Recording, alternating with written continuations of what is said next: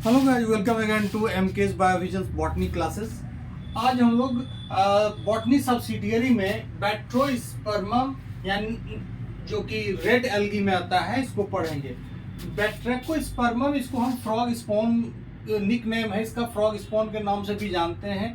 Habitat देखते हैं ये कहाँ पाया जाता है। It is present in running fresh water streams of lake pond, जहाँ फ्रेश वाटर होता है। ये फ्रेश वाटर एल्गा है। ज़्यादातर स्पेसीज जो रेड एल्गा के हैं वो मेराइन है, लेकिन बैट्रोस्पर्मम जो है फ्रेश वाटर एल्गा है। थैलस का कलर जो है ओलिव ग्रीन से लेकर रेडिश वायलेट तक होता है, रेडिश या वायलेट तक होता है। ये डिपेंड करता है कि थैलस वाटर के अंदर कितने डेप्थ पर है। शैलो वाटर में यदि है तो इसका कलर ओलिव ग्रीन रहता है, और डीप वाटर में यदि है तो इसका कलर रेडिश या वायलेट हो जाता है। क्योंकि डीप लाइट इंटेंसिटी कम होती है, शैलो वाटर में जो की इंटेंसिटी ज्यादा होती है, और क्लोरोफिल ए के डोमिनेंस के कारण यहाँ ग्रीन हो जाता है, जबकि यहाँ फाइकोइरिथ्रीन के डोमिनेंस के कारण इसका कलर रेड हो जाता है। Colour of thallus changes due to intensity of light. Plant body is soft, branched and covered by mucilage and resembles spawn of frog or fish. Fish या फ्रॉग का जो एग होता है वो एक म्यूसिलेजिनस मास में इम्बेडेड रहता है, वो फ्लोट करते रहता है सरफेस पर। सिमिलरली जो बैट्रोस्पर्मम है इसका जो बेस जो है it remains attach to some substratum, but the whole body remains floating like a spawn, यानी कि फ्रॉग के स्पॉन की तरह रहता है। इसी फ्रॉग स्पॉन भी इसको कहा जाता है। Main axis can be divided into nodes and internode. Main axis देखिए नोड्स और इंटरनोड में डिवाइड किया हुआ है। Branches of limited growth and branches of unlimited growth. Node से क्या होते हैं, दो तरह के ब्रांच निकलते हैं। ब्रांचेज ऑफ लिमिटेड ग्रोथ जो क्लस्टर में पाया जाता है, इसको हम ग्लोमेरुली के नाम से भी जानते हैं। ब्रांचेज ऑफ अनलिमिटेड ग्रोथ ये मेन एक्सिस के तरह ग्रो करेगा आगे, और ग्रोथ होता है ये एपिकल सेल के द्वारा होता है। यहाँ हमने एक इंटरनोड और एक नोड को लिया है। ये इस इंटरनोड और ये नोड्स पर देखते हैं जो ये ड्वार्फ फिलामेंट्स हैं, इसको हम ड्वार्फ फिलामेंट भी कहते हैं। ये जो लिमिटेड ग्रोथ है इसको हम ड्वार्फ फिलामेंट भी कहते हैं। ड्वार्फ फिलामेंट जो होते हैं यूनिसेरिएट रो ऑफ सेल होते हैं, लेकिन ब्रांच्ड होते हैं। ये भी क्लस्टर के रूप में पाए जाते हैं।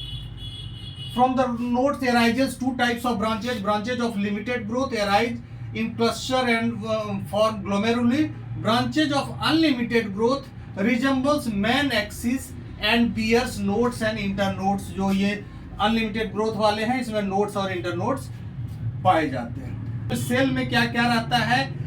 सेल के अंदर क्रोमेटोफोर रहता है जिसमें पिगमेंट्स पाए जाते हैं, chlorophyll A, or phycocyanin, or phycoerythrin, और इसके अंदर एक पाइलोइड्स भी पाया जाता है। यूनिन्यूक्लिएट होते हैं और इसमें रिजर्व फूड के रूप में फ्लोरिडियन स्टार्च होता है। सेल वॉल दो लेयर का बना रहता है, आउटर लेयर पेक्टिन और इनर लेयर सेल्यूलोज का बना होता है।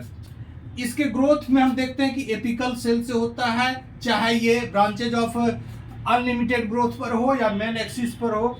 ये हर एपिकल सेल ट्रांसवर्स डिवीजन के द्वारा दो तरह के सेल बनाते हैं, nodal initial and internodal initial, और बाद में जाके इसी नोडल इनिशियल से ये जो देखते हैं एक्सटेंशन यानी प्राइमरी लेटरल्स बनते हैं जो कि ब्रांचेज ऑफ लिमिटेड ग्रोथ और अनलिमिटेड ग्रोथ को। इसके जो सेल होते हैं मेन एक्सिस के इलोंगेटेड सेल्स मेन एक्सिस में पाए जाते हैं, इलोंगेटेड सेल्स। क्लासिफिकेशन है इसका division, rhodophyta class, rhodophyceae subclass, florideae order, nemalionales family, batrachospermaceae genus batrachospermum, species जो है स्पेसीज इसका बैट्रोस्पर्मम मोनिलिफॉर्मी है। ये कॉमन इंडियन स्पेसीज है। मोनिलिफॉर्मी इसको इसलिए कहा जाता है कि ये बीडेड स्ट्रक्चर है, ये लगता है मोतीनुमा स्ट्रक्चर है और इसके अंदर थ्रेड है, तो ये बीडेड स्ट्रक्चर को मोनिलिफॉर्मी भी हम कहते हैं। तो इस परबम के जो सेल्स होते हैं, खास करके मेन एक्सिस के जो सेल्स होते हैं वो इलोंगेटेड होते हैं और सभी के बीच में पिट कनेक्शन पाया जाता है सेल्स के बीच में। ये जो है ये रोडोफाइसी का एक कैरेक्टरिस्टिक फीचर है। तो रिप्रोडक्शन दो तरीके से हो सकते हैं, एसेक्सुअल रिप्रोडक्शन और sexual reproduction. Sexual reproduction by non flagellated uninucleate spore called monospore. Monospore develops, ये जो मेनोस्पोर है, ये मेनोस्पोर है, ये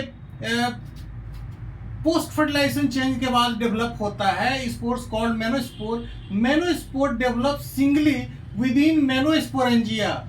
ये मेनोस्पोरेंजिया में ये डेवलप होते हैं borne on erect branch of heterotrichous filament called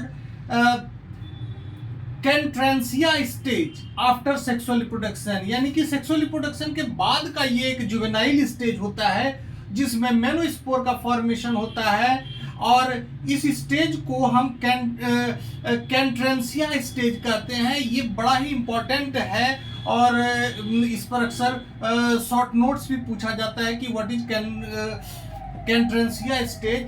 ये बैट्रिको स्पर्मम का ये एक जुवेनाइल स्टेज है जिसके द्वारा ये एसेक्सुअल रिप्रोडक्शन करता है। हेट्रोट्राइकस होते हैं यानी कि कुछ जो ब्रांचेज होते हैं वो प्रोस्टेट या हॉरिजेंटल होते हैं, जबकि होते हैं वो इरेक्ट होते हैं। और ये जो मेनोस्पोरेंजिया है ये इरेक्ट ब्रांच पर डेवलप करता है, इससे मेनोस्पोर बनता है और मेनोस्पोर फाइनली जर्मिनेट करके ये एडल्ट प्लांट बनाता है। तो this is the part of asexual reproduction. Now come to the sexual reproduction. Sexual reproduction is advanced oogamous type यानी कि दो तरह के गैमीट बनते हैं। oogamous है एक, इसके किसी भी स्टेज में मोटाइल स्पोर नहीं बनता है। थैलस कैन बी मोनोसियस और डायोसियस। मतलब क्या कि ये दोनों के दोनों मेल और फीमेल सेक्स ऑर्गन यदि एक पर बनते हैं तो मोनोसियस, या अलग अलग थैलस पर बनते हैं तो dioecious. Male and female sex organs are produced by short lateral filament of glomeruli. ये जो ग्लोमेरुली है इसी में जो शॉर्ट लेटरल फिलामेंट होते हैं उसी पर ये बनते हैं। तो यहाँ हम देख रहे हैं कि दो तरह के स्ट्रक्चर बन रहे हैं। एक स्पर्मेटेंजियल ब्रांच होता है जिस पर स्पर्मेटिया यानी कि मेल सेक्स ऑर्गन बनते हैं और दूसरा कार्पोगोनियल ब्रांच होता है जिस पर कि कार्पोगोनियम बनते हैं। दोनों के दोनों शॉर्ट फिलामेंट पर ही बनते हैं। अभी देखिए कि जो कार्पोगोनियल ब्रांच है उस पर कार्पोगोनिया बनता है। इसमें क्या है, ये जो सेल है एक सेल में एक बीक नुमा स्ट्रक्चर रहता है जिसको हम ट्राइकोगाइन कहते हैं, जो कि फर्टिलाइजेशन में हेल्प करता है। जबकि स्पर्मेटेंजियल ब्रांच पर स्पर्मेटियम बनता है, यूनिन्यूक्लिएट सेल होते हैं और ये सेल क्या होता है कि ट्राइकोगाइन से जाकर ये लग जाता है और फाइनली ट्राइकोगाइन ओपन होता है और ये सेल इसके अंदर चला आता है। यहाँ आके ये फर्टिलाइजेशन होता है, यानी कि trichogyne is the structure particularly mean for the fertilization. यहाँ 2n स्ट्रक्चर बनता है, यानी कि अब ये डिप्लॉयड हो गया सारा के, यही मात्र एक डिप्लॉयड स्टेज है, यानी कि इसके बाद तुरंत मियोसिस हो जाएगा, यानी कि जाइगोटिक मियोसिस के बाद क्या होता है कि ये जो डिप्लॉयड सेल है वो हैप्लॉयड बन जाता है और ये बहुत सारे गोनिमोब्लास्ट इनिशियल को बनाता है जो कि सारे के सारे हैप्लॉयड होते हैं। और ये जो गोनिमोब्लास्ट इनिशियल है ये फर्दर डिवाइड करके गोनिमोब्लास्ट फिलामेंट को बनाते हैं, ये जो चेन ऑफ हैप्लॉयड सेल्स होते हैं। इस साथ ही साथ क्या होता है, जो बेसल सेल होता है, जो इसके नीचे के सेल होते हैं, जो कार्पोगोनियम के सेल होते हैं, वो भी डिवाइड करते हैं और कार्पोगोनियल फिलामेंट बनाते हैं। इस तरह से गोनिमोब्लास्ट फिलामेंट पूरी तरह से कार्पोगोनियल फिलामेंट के द्वारा ढक जाता है और इस स्टेज को सिस्टोकार्प कहते हैं। Formation of cystocarp is a post fertilization change, ये रोडोफाइसी की एक पहचान है। गोनिमोब्लास्ट फिलामेंट फर्दर एक स्पोर को बनाता है जिसको हम कहते हैं कार्पोस्पोर। और ये कार्पोस्पोर क्या करते हैं, फाइनली कार्पोस्पोर जर्मिनेट करके जुवेनाइल स्टेज को बनाता है, that is called chantransia stage, यानी कि इसे जुवेनाइल स्टेज कहते हैं, कैंट्रेंसिया स्टेज। ये फर्दर मेनोस्पोर बनाता है, मेनोस्पोरेंजिया बनते हैं इस पर, और मेनोस्पोर बनाता है इसके इरेक्ट ब्रांचेज के द्वारा, और ये पुनः जर्मिनेट करके एडल्ट प्लांट बैट्रिकोस्पर्मम को के प्लांट को देता है। तो हम ये पूरा का पूरा जो इसका लाइफ साइकिल है ये हैप्लॉन्टिक होता है, यानी कि हैप्लॉइड फेज इसमें डोमिनेंट होते हैं, और इसमें जायगोटिक मियोसिस होता है। बैट्रिकोस्पर्मम का लाइफ साइकिल कॉम्प्लेक्स है, जहां तक संभव हो सका मैंने इसको सिंप्लीफाइड करके आपको बताने का प्रयास किया। Okay, thank you.